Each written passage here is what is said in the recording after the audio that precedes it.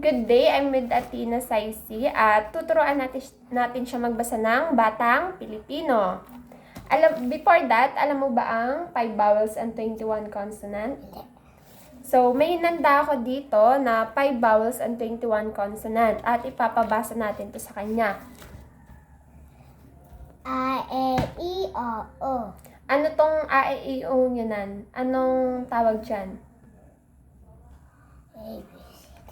5 vowels ang tawag sa A, E, I, O. at sa 21 consonant, ano yung 21 na yun?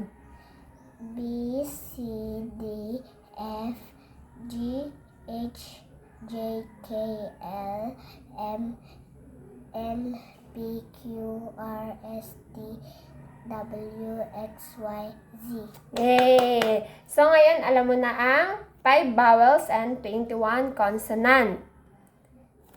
At ngayon, tuturuan natin siya magbasa nitong Batang Pilipino.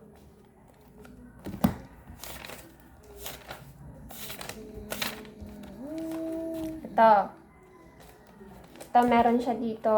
Papabasa ko sa kanya. Una ay, Dalawa ang paa ko. Si Pepe ay kaliwete. Ang sawa ay nakawala. Tayo ay may kaluluwa. Pauwi na si Rowena.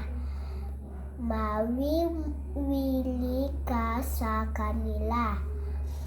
Ang kuweba ay nakita ko. Ang kakawati ay malago. Kaawa-awa ang pulubi. Tumatawa ang diwata. wow! Magaling magbasa si Athena ng Tagalog. Okay. Ito, meron dito kwento na. Ito, sa letter, basahin at sipin. Ito, yan.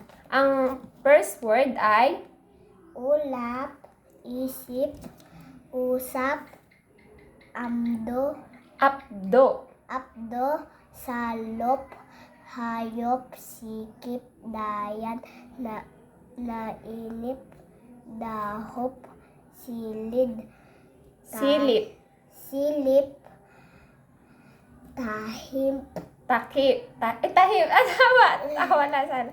Takip. tahip, sulyap, mahaba, Mahapdi. mahapdi, sap, kip, kup,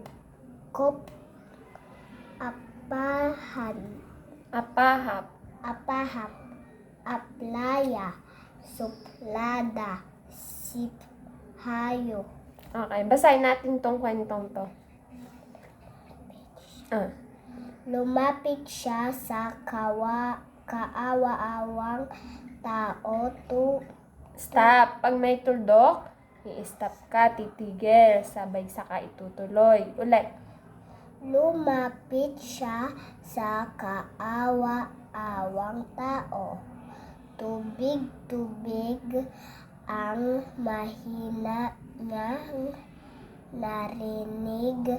Mabuti na lamang at may kaunting tubig sa timba.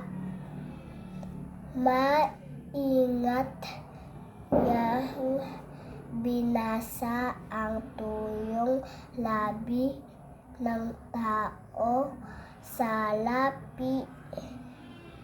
Nakabaon dito ang halos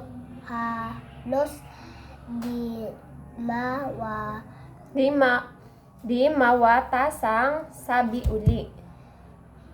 Di mawatasang sabi uli. Yay! Magaling. Sa ulo mo ba ang A to Z na letters? Can you recite? A, B, C. A, B, C, D, E, F, G, H, I, J, K, L, Q, R, S, T, U, V, W, X, Y, and Z. Yay! Napakagaling nga pala ni Athena. Magbasa at i-recite ang ABC to Z.